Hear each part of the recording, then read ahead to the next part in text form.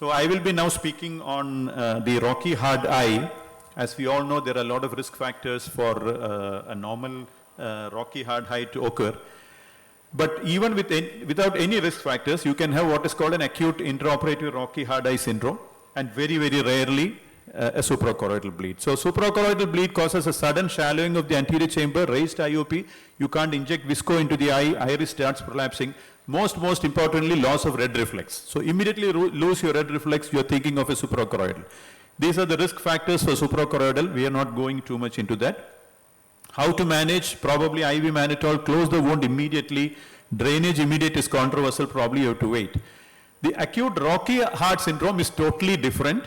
It is presumed that it is due to some flow of fluid through the zonules into the eye.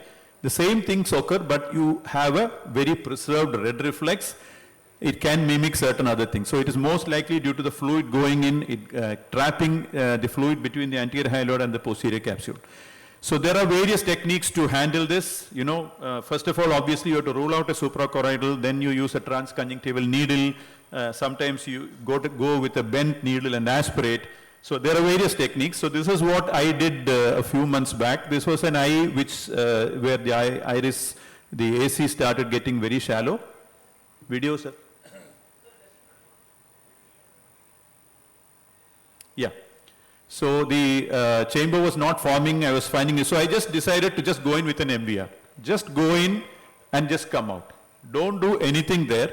Just go to the center of the iris and of the vitreous chamber and come out, and immediately the chamber starts forming.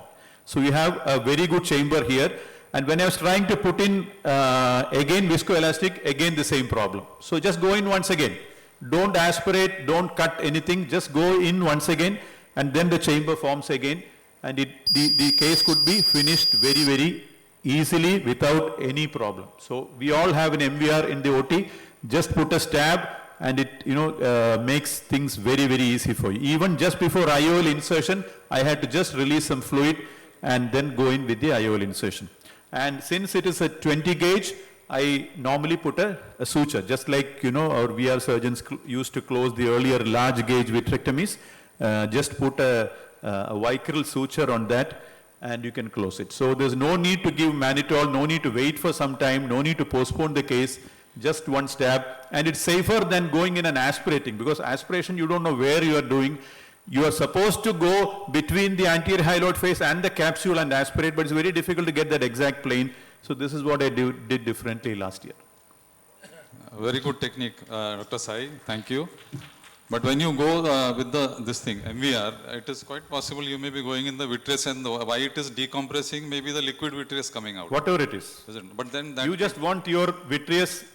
Obviously, if there is so much of inflation in the eye that it is causing so much of posterior pressure, wherever you go, you're going to get some fluid vitreous. Yeah. And that is enough for you to decompress.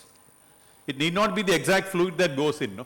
You just want a chamber to finish. But like, suppose it can get incarcerated in the wound? Post-op? It can. If you feel there is, you just use a cutter to just, cut it at the end. There's no need to go inside. Just cut it.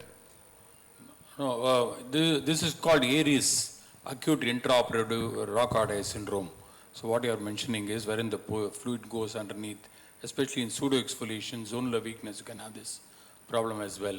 So I would suggest that instead of course, you showed it very nicely. You're putting a myringotomy, put a trocar on cannula. Put a trocar because it is more controlled. Only thing is you have to measure, you should know how to put a trocar into the vitreous cavity as well. Before that, you do keep it open. Keep it open till your case is over. You don't have to go inside. Okay, you don't have to go inside. Just do the vitrectomy outside. Whatever vitreous is coming outside, you just take the cutter. But unless you go into the fluid pocket or into the mid-vitreous, whatever your myringotomy is doing, the trocar will get the fluid out. That's not a problem. Okay. But at least you have more controlled way of doing it. In myringotomy, the problem is the vitreous incarceration. I rightly said it's possible, but I also saw some vitreous hemorrhage there in the video. There are some vitreous hemorrhages. I don't think so. Red reflex. Yeah, the red reflex, vitreous, look like vitreous hemorrhage. Yeah. That looked like So one thing is, I have noticed this kind of shallowing after nucleus is removed.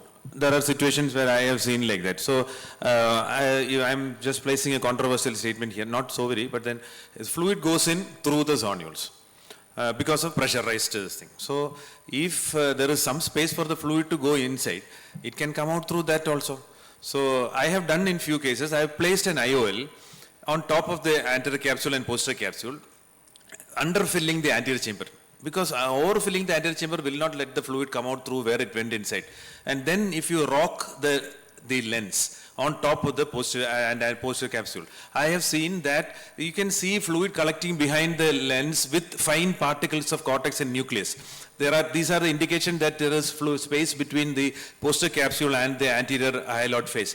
So anterior vitreous. And so that if you rock it like this, we can see that getting displaced, and if the anterior chamber is shallower, it can come out through where it has been. I have easily opened up bags by doing that in few cases, but not in all cases, but then many cases it has happened. So in it is mild cases it is okay, but if it's very, mild very ones, hard, not very hard, flat which AC, you cannot go you inside. can't put in the lens, then you have that is to a different decompress. issue. But there are many in which there is a little bit of this one making the bag not to open. That is the situation. That places it helps. Thank you, thank you.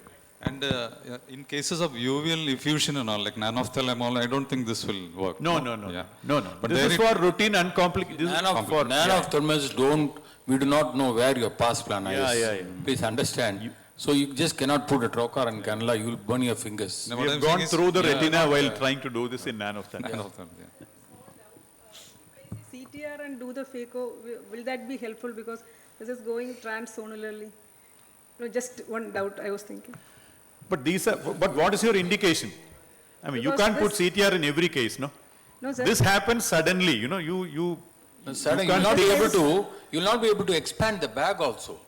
even to See, put the suddenly CTR, suddenly when it you is have areas, shallowed. you'll not be able to expand the bag also. No, but You what will not I be able to understand. deepen the chamber. Because this The is OVD will passing come through out. the sonule, so if you can Yes, stretch she it is and asking then about the fornix. gradually during phaco, when fluid keeps on going through that, before phaco itself, why don't you put in a CTR so that Can we the try? That's what one doubt. See, you put in a CTR, what happens is the bag stretches, but the bag will not go hit the insertion of the zonules. There will definitely be space, Some space. and actually the zonules will relax, and you will get more space and it may go through more. I just would Yeah, like yeah. to add Start, one, the same thing, I had a situation like this. I put a 30 gauge needle, just like an intravitreal injection, and it helped.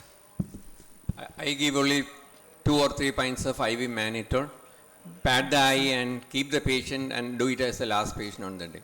Or if I am doing it in the evening, I will close and ask the patient. Next day morning, we will proceed, because 3-4 hours after mannitol, the fluid gets absorbed and it comes back to normal. Then you go with low flow and low vacuum settings, so that you will not once again hydrate the vitreous. That is what I follow.